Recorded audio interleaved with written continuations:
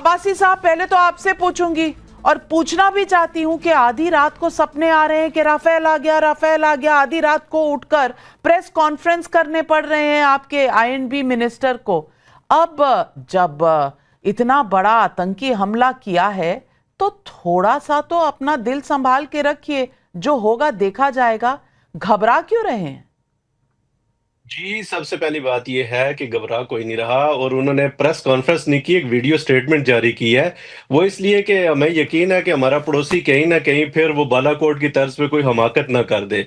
और पिछली मर्तबा तो हमने चाय-शाय पिला के बड़े बाइज़्ज़त तरीके से रुखसत किया था, फिर दरमियान में कुछ मुल्क डाल लिए गए थे, तो इस मर्तबा हम रुखसत नहीं करेंगे। इसलिए एडवांस में एक वार्निंग थी, समझाने की कोशिश थी कि ऐसी कोई बेवकूफ़ाना हरकत ना करना, क्योंकि न्यूयॉर्क टाइम ने तो आपकी पूरी स्टोरी शाया कर दी है कि 50% आर्मी के पास असला ही नहीं है और जो 50% आर्मी है उसके पास बोगस असला है। तो हमें तो आपके ऊपर यकीन है और हम बड़े अरसे से वेट भी कर रहे हैं आप आएँ। ये जस्ट एक उनकी तरफ से एक चेतावनी थी और आपको एक बात बताना चाह रहे थे कि फिर आप कोई हमाकत ना कर दें, फिर कोई आप गलत स्टेप ना ले लें, ये बताना था। बाकी टेंशन परेशानी कोई भी नहीं है। सुबह का तो इंतजार कर लेते, और आपका टाइम जोन हमसे थोड़ा आधा घंटा ही पीछे है। टाइम जोन तो देख लेते कि किसको चेतावनी दे रहे हैं। हमें बता रहे हैं, हमारे देश में तो सब सो रहे थे, तो ये किसको बताया जा रहा था? गौरव आर्या जी, आज शायद अब्बासी साहब को थोड़ा सा आपको एक्सप्लेन करना पड़ेगा। अब्बासी साहब से ये पूछ लीजिए कि जिस न्यूयॉर्क टाइम्स के आर्टिकल का हवाला दे रहे हैं उसकी हेडलाइन क्या है, पूछिए इनसे पहले, फिर मैं बात करता हूं इनसे आगे। अब्बासी साहब जवाब दीजिए। जी, हेडलाइन क्या है आप कोट करें, आप पढ़ लीजिए उसकी, आप पढ़ लीजिए। नहीं सर, एक मैं आपको बताता हूँ, ये सब ना आपको एसपीआर चूरन खिलाता है। आप वो आर्टिकल दोबारा पढ़िए, पहली चीज, ठीक है? आप पहले पढ़िए आईएसपीआर वाले, जो आपके अताउल्ला तारर साहब का एक ट्वीट है, उस पर भी मैंने आज जवाब दिया था। रैंडम। अब आप सोचिए नाविका, थोड़ी सी बात सोचिए। अगर भारतीय एजेंसी रॉ पाकिस्तानियों को फंड कर रही है तो क्या उनके बैंक में पैसे डालेगी? आप खुद सोचिए। अगर मैं किसी को घूस दे रहा हूं, मैं किसी को ब्राइब कर रहा हूं, तो क्या मैं टीडीएस काट के उससे पहले इनवॉइस लूंगा, टीडीएस काट के उसके बैंक में जमा करूंगा पैसे? अब ये कहते हैं कि ऐसा हुआ है। अरे भाई, अगर भारत कुछ कर रहा है, कोई भी मुल्क हो, पाकिस्तान भी करे या कोई भी मुल्क करे दुनिया में, चाइना करे, अमेरिका करे, कोई ऐसे क्या टीडीएस काट के बैंक में वो स्क्रीनशॉट्स भेज रहे हैं कि देखो इतना पैसा रिसीव हुआ, इतना पैसा? तो ये सब देखिए, चाय वाय पिलाई साहब, ये सब बातें आप मत करिए कि चाय पिलाई। हमने आपके 93,000 फौजियों को 3 साल बैठ के खाना खिलाया, आपके जर्नैल को Johnny walker black label whisky पिलाई, पाकीज़ा फिल्म दिखाई साहब, मीना कुमारी की, छोटी बात है, पूरा ऑडिटोरियम खाली करके। तो ऐसी बात तो नहीं है साहब। हमारी मेहमान नवाजी की भी आप दाद दीजिए ना कि 3 साल हम बैठ के खाना खिला सकते हैं 93,000 लोगों को, आप एक चाय नहीं पिला सकते साहब। उस चाय का आप इतना हमें सुना रहे हैं कि चाय पिला दी, चाय पिला दी, चाय पिला दी। हमने तो एक बार नहीं बोला कि आपके लगभग लाख बंदों को, जिसमें आपके 5 मेजर जनरल थे, 1 लेफ्टिनेंट जनरल था, पता नहीं 23-25 ब्रिगेडियर थे, 100 से ऊपर कर्नल थे, कितने सिपाही थे, 3 साल बैठ के खाना खिलाया साहब, दिन में 2 बार चाय, 3 बार रोटी। हमने तो आज तक नहीं बोला।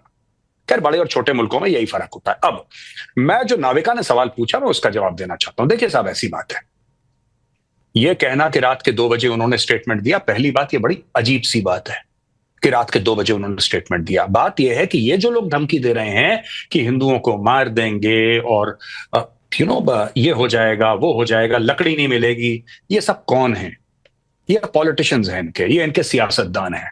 इनका फौजी सरबराह कहां पे है? असली बात तो उसको करनी चाहिए ना सामने, क्योंकि पावर जिसके पास है, हमारे यहां पॉलिटिशियंस के पास पावर है, पॉलिटिशियंस बोलते हैं, वहां पे आर्मी के पास पावर है, आर्मी बोलती नहीं है। और ये जो साहब कह रहे हैं, वो जो मैडम कह रही थी इनके पार्लियामेंट में बैठ के कि हम लोग वहां पे राम मंदिर को तोड़ के वहां पे ईंट लगाएंगे बाबरी मस्जिद की, आपको पता है कहां पे राम मंदिर? आपको पता है? राम मंदिर उत्तर प्रदेश में है। उत्तर प्रदेश में बच्चा पैदा होता है, मां के पेट से हाथ में कट्टा लेके पैदा होता है। क्या बात कर रहे हैं साहब? आप यूपी में आ जाएंगे और यूपी वालों को धमकी देंगे आप? हमारा काम है धमकी देना दुनिया को, हम धमकियां देते हैं, धमकियां लेते नहीं है साहब। यूपी है, पूछिए जो यहां से महाजर गए उनसे पूछिए उत्तर प्रदेश किस बला का नाम है। तो साहब ये सब मत बोलिए हमें कि चाय पिलाई थी, कॉफी पिलाई थी। हमने तो कभी आपको ये एहसान नहीं जताया कि हमने 93,000 लोगों को हमने खाना खिलाया था, 3 साल खाना खिलाया था, 3 साल। हमने एक बार भी जिक्र नहीं करा। खानदानी लोग हैं साहब, एक बड़प्पन है, एक शान है, छोटी छोटी बातों के बारे में हम बात नहीं करते। आगे दूसरा सवाल पूछिए जनाब मुझसे, मैं तैयार हूं। सवाल ये है, और गौरव आर्या, सवाल ये पूछना चाह रही हूं कि क्या उल्टी गिनती शुरू हो गई है? क्योंकि पाकिस्तान जिस तरह से थरथरा रहा है, मुझे लगता है सीज फायर वायलेशंस हो रही हैं, बयान जिस तरह से आ रहे हैं, रातों को नींद नहीं आ रही, ये उल्टी गिनती शुरू हो गई ना? कयामत की रात आज है कि नहीं?